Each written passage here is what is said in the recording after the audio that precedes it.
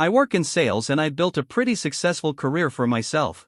My husband and I have been married for 2 years now, and we were together for 3 years before that. This is my first marriage, but it's his second. He has full custody of his 8-year-old daughter from a previous relationship. Dating him wasn't exactly simple. He was juggling full-time work while raising a child on his own, but somehow, we made it work. I met his daughter, Lizzie, when she was 4, about a year into our relationship. I instantly liked her, and from day one, I've done everything I can to be the best stepmom I could be. She calls me mom, and I've stepped into that role in every way. I've helped her get ready in the mornings, done her hair, cooked her meals, gone over homework, cheered her on at soccer, taken her on little ice cream dates, read bedtime stories, tucked her in at night, you name it. I'm not claiming to be perfect, but all in all, we've had a really happy life together as a family. When my husband proposed, he asked if I'd be interested in staying home full-time with Lizzie and any future kids we might have. I turned him down, kindly but firmly. I was thriving in my career, and the idea of giving it all up to spend every day doing house chores and childcare just didn't appeal to me. He was understanding, and we both assumed that would be our arrangement going forward. Fast forward to now, I'm 6 months pregnant with our baby boy, and honestly, I've never felt more overjoyed. Something in me shifted the moment I found out I was expecting. Suddenly, the idea of being a stay-at-home mom didn't sound so suffocating, it actually sounded kind of beautiful. I've fallen in love with this baby already, and I want to soak in every moment with him once he arrives. Of course, I know motherhood isn't all peaceful cuddles and Instagram-worthy moments. I'm fully aware it comes with diapers, spit-up, screaming, and exhaustion. But the idea of going back to work 2 weeks after giving birth and handing him over to a daycare worker makes my heart ache. I've been thinking about this for months now, making sure it wasn't just a passing phase. I went over every angle, talked it through with my boss, and it turns out I actually can shift to working from home full-time if I want to. That way, I'd still earn a paycheck while being there for our son.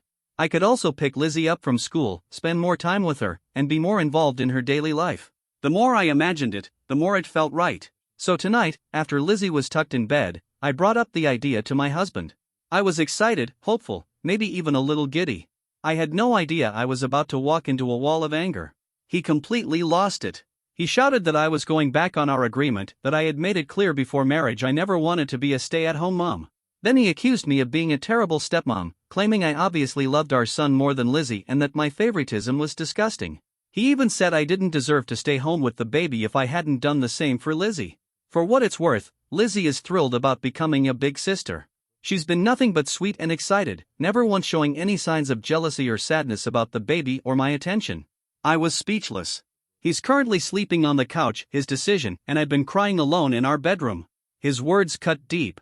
I know I'm not perfect, but I've genuinely given my all to Lizzie.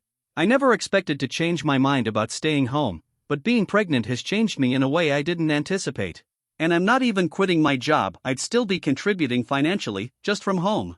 It stings that he could accuse me of not loving Lizzie enough. Yes, I feel a unique connection to this baby, but I think that's natural, he's growing inside of me. He's part of me. That doesn't take away from how much I care for Lizzie. It's not a competition, it's just a different kind of love. Is that really such a terrible thing? I never meant to upset him, and I truly hoped this would bring our family closer, not pull us apart. I told him everything I just said here about wanting to spend more time with Lizzie, grow even closer to her, and be there for both kids. But all he did was yell louder, hurling more hurtful accusations. I'm heartbroken and, honestly, getting more frustrated the longer I sit with this. I know I'm a good stepmom.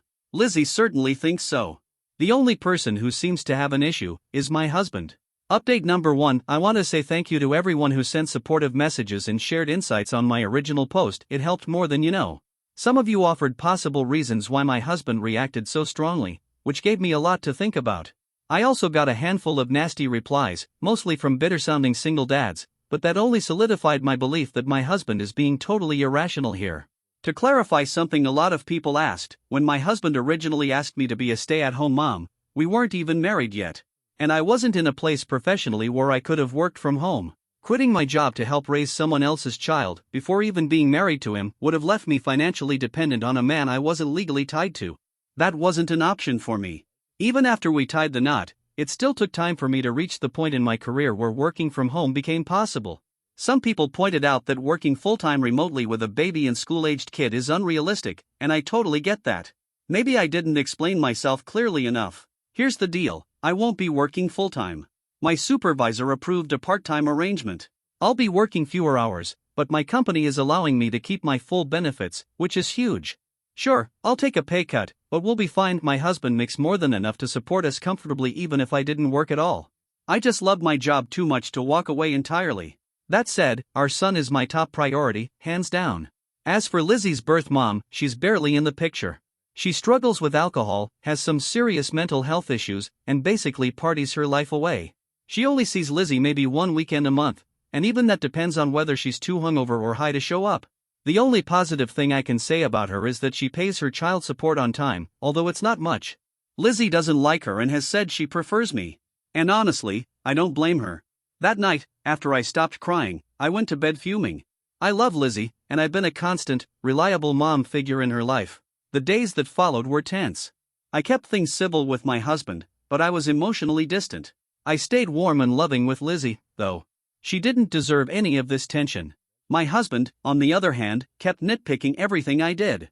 He'd make snide remarks like, "Why even bother?" or "That's not how it should be done," or worse, "Bet that makes you feel real proud." It wore me down fast. One evening, after putting Lizzie to bed, I finally confronted him. I told him I was done with his constant attitude and that he was creating a toxic environment for his daughter. I told him if he had something to say, then say it. He exploded again.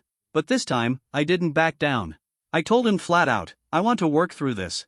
I want to fix what's broken between us. But it has to start with him hearing me out, without all the yelling. I told him plainly that I loved him and cared about him, but I wasn't going to tolerate being treated in a toxic or abusive way. I said I wouldn't continue the conversation until he could speak to me with respect and kindness. Instead of calming down, he exploded even more and shouted that he'd be sleeping on the couch. I looked at him and said, "Excuse me, I'm 6 months pregnant with your child. My body aches constantly, and I need to be near the bathroom at night. I'll be sleeping in our bed. If you want to sleep there too, fine, but only if you can be quiet. Otherwise, the couch is all yours." He looked thrown off for a second, but I just turned and went to bed. I think he stayed on the couch that night. The next evening, once Lizzie was asleep, I told him I thought we needed to see a marriage counselor. His answer? He said I was the only one with a problem, so therapy wasn't necessary for him. So, I asked him to just tell me what was really bothering him so we could work through it. In short, he was angry because I didn't want to quit my job and stay home with Lizzie back then, but now I want to for our son. And in his mind, that means I love our son more, and that, to him, makes me a terrible person. I explained again, just like I had before, that I didn't want to quit my job for a child who wasn't mine at the time, especially when we weren't married yet. It would have meant giving up my financial independence for a man I wasn't even legally tied to. That's a massive risk and one I wasn't comfortable taking. He got defensive and accused me of never really trusting him, and said that proved I was a bad wife and a bad mother. I asked him why he hadn't offered to quit his job and stay home instead. He fumbled a bit and then blurted out that he makes more money and that kids need their mom more than their dad in the early years. He then said that since Lizzie never got the chance to have me as a stay-at-home mom, our son shouldn't either. That it wouldn't be fair to her. I told him that was absurd. Punishing our son for something he had no control over, or for which womb he was conceived in, was beyond ridiculous. I also pointed out that infants require far more attention than a kid in preschool or kindergarten. That set him off again. It opened a whole new can of resentment about how he's still bitter I never quit work for Lizzie, and how if I'm going to commit to being a stay-at-home mom now, I should do it fully or not at all. He started going on about how I was breaking our so-called agreement to never be a stay-at-home parent, and how that made me unreliable and unstable. I told him I'm allowed to change my mind. People grow, life changes. I'm not handing my newborn baby to strangers so I can sit at a desk all day worrying about him. I even offered to do more for Lizzie, take her out on fun outings to the zoo or museums with the baby, be active at her school's PTA, and support her sports games while the baby and I cheer from the sidelines. I said this could actually strengthen our bond and create a healthier environment for both kids. But he just kept ranting about fairness, like giving the baby this time with me somehow meant Lizzie was being wrong because of her mom's failures. I told him his twisted sense of fairness was only hurting the kids. That depriving them of love and attention doesn't make things fair, it just continues the cycle of pain.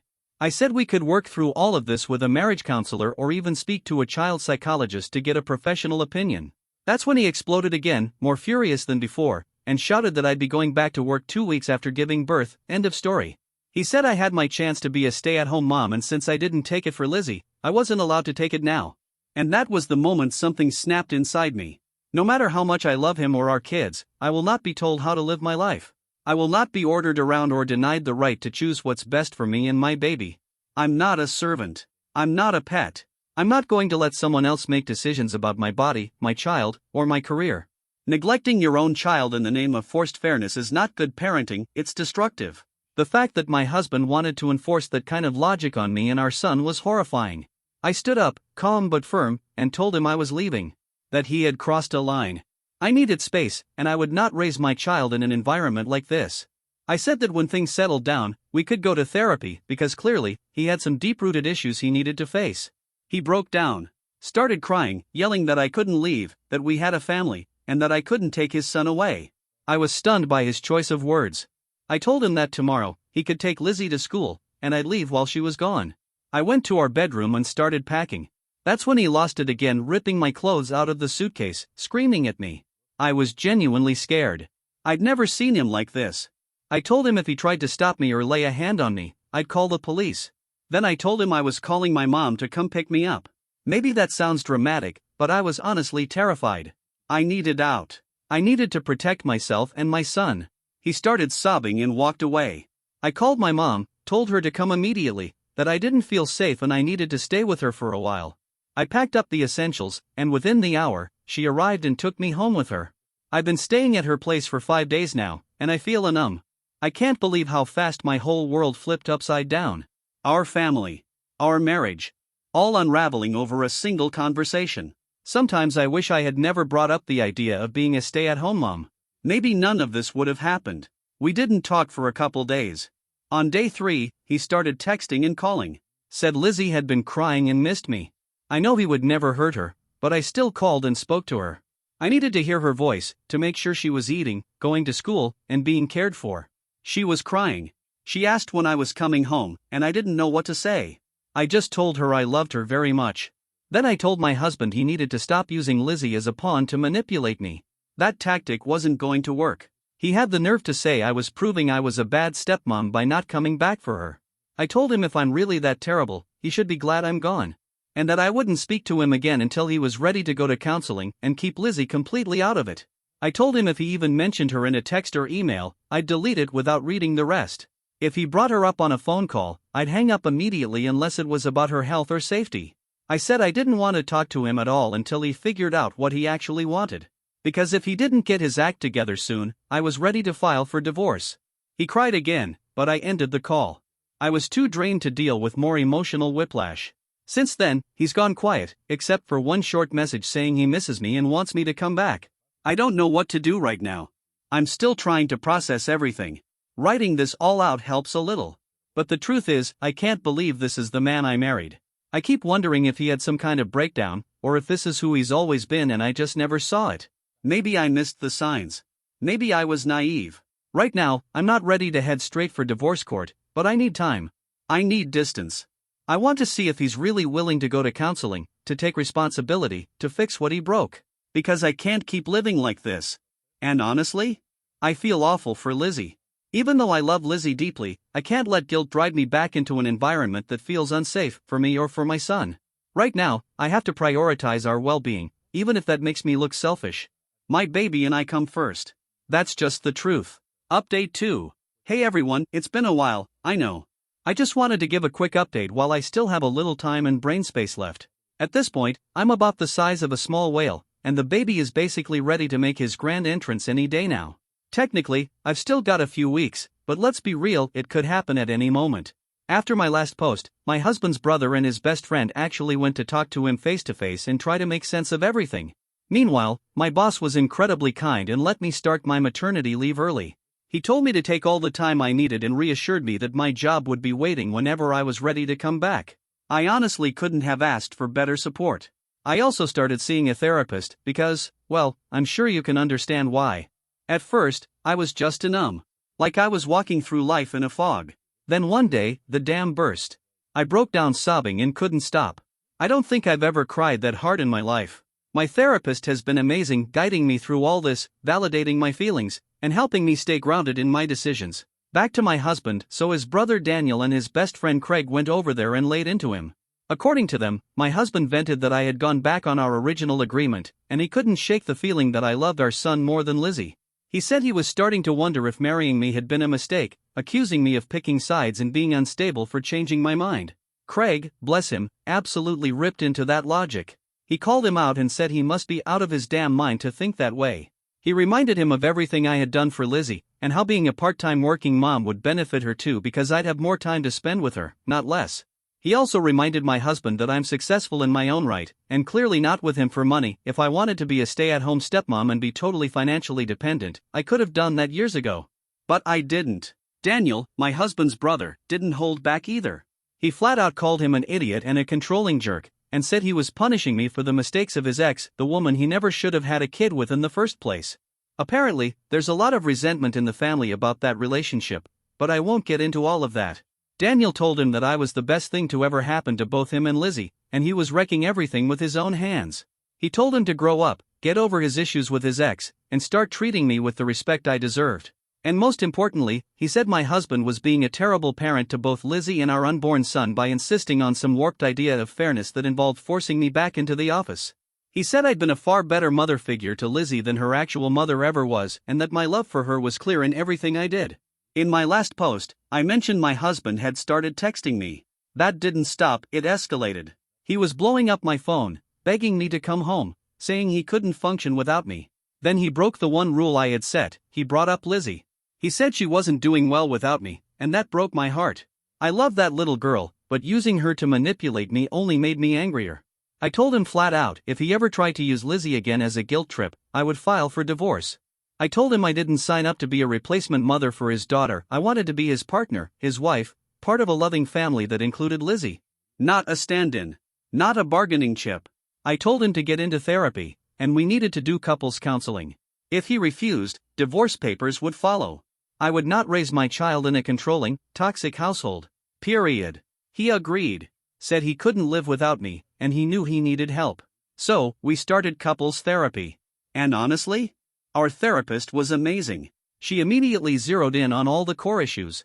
She pointed out how controlling and unfair he was being, and how his trauma from his previous marriage had nothing to do with me, but he was still punishing me as if I were his ex. She asked him flat out, had I ever wronged him? Had I ever hurt Lizzie or shown her anything less than love and care? He admitted that no, I hadn't.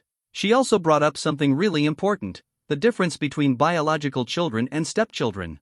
She told him it's completely natural for a stepparent to feel a deeper bond with their own biological child.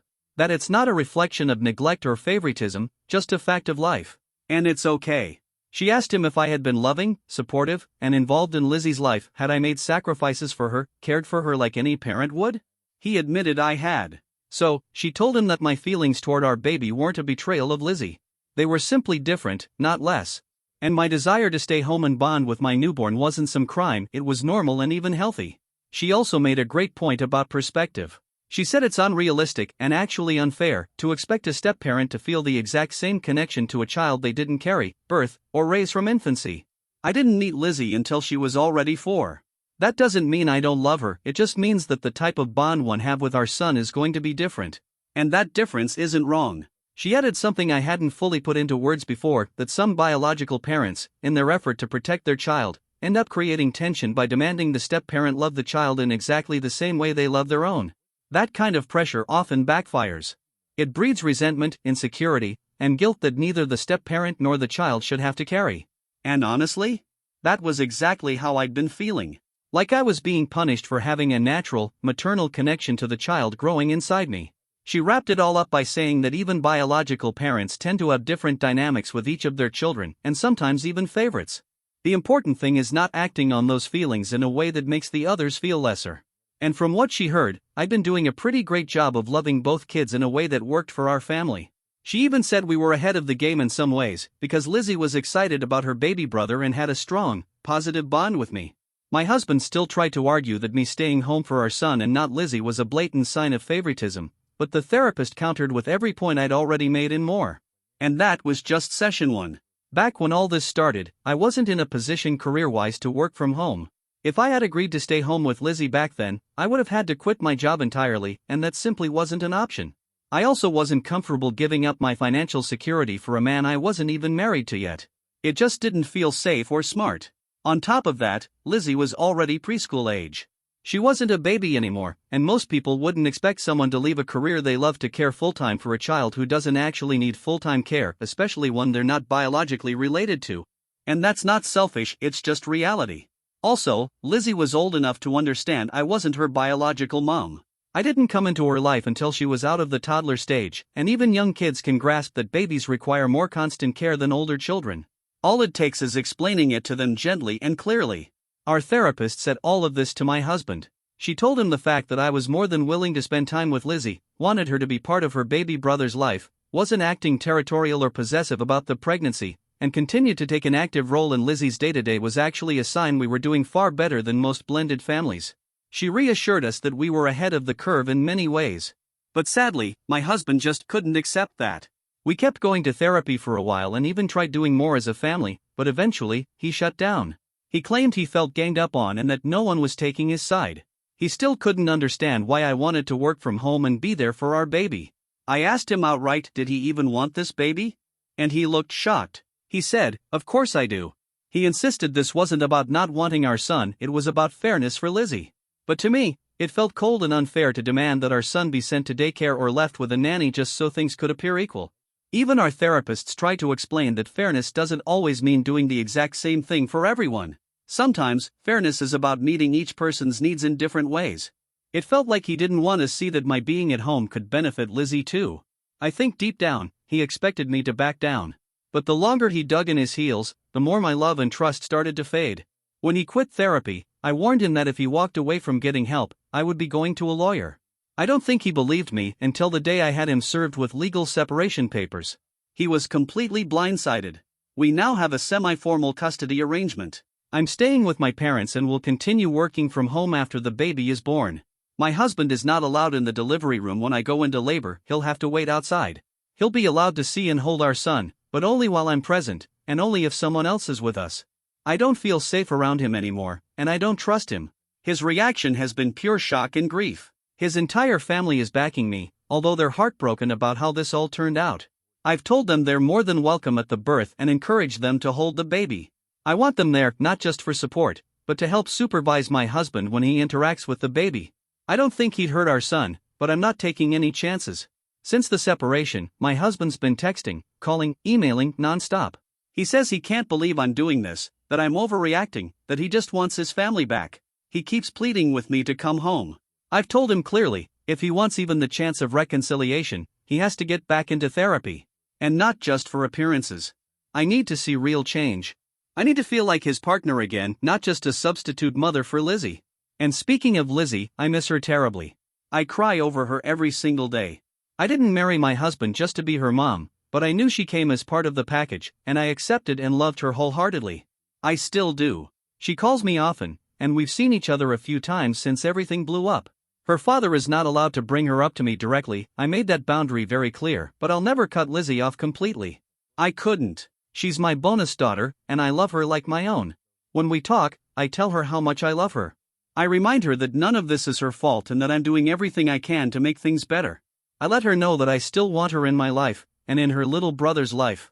I tell her she's the best big sister he could ever have. From what I've heard through the family, Lizzie is taking the separation hard. She's angry, confused, and heartbroken. Apparently, she even screamed at her dad, blaming him for making both my mommies leave. Her grades are slipping, she cries all the time, and she's become disrespectful toward her father. That breaks my heart into pieces. I've begged my husband to get her into therapy, and thankfully, he has. It's helping, slowly. But the guilt I feel for all of this is crushing. I feel like I've torn my own family apart. But deep down, I know I'm doing what's right, standing up for myself and my children, refusing to live in a toxic and emotionally unsafe environment. I can't fix him. And if he won't fix himself, there's no future for us. I haven't filed for divorce yet. That's why this is a legal separation for now. He says he still wants to fix things, and I've told him exactly what that looks like. He needs to be back in therapy, consistently. He needs to stop trying to control every part of our lives. And he needs to start treating both Lizzie and our son with the love, fairness, and respect they deserve, not some twisted version of it. I've made it crystal clear, if he's not in therapy by the time our son turns a month old, I'll be filing for divorce. And if he ever lays a hand on me, emotionally abuses me again, or even thinks about dating someone else while we're separated, I'll be done. No more chances. It's a heartbreaking update. I wish I had happier news, but getting this all out is a kind of release for me. I needed to say it. And to everyone who supported me, offered advice, or just listened, thank you. You've helped more than you know. Sorry it was long. And sorry it couldn't be a happier ending, but maybe it's not the end yet. Just a turning point.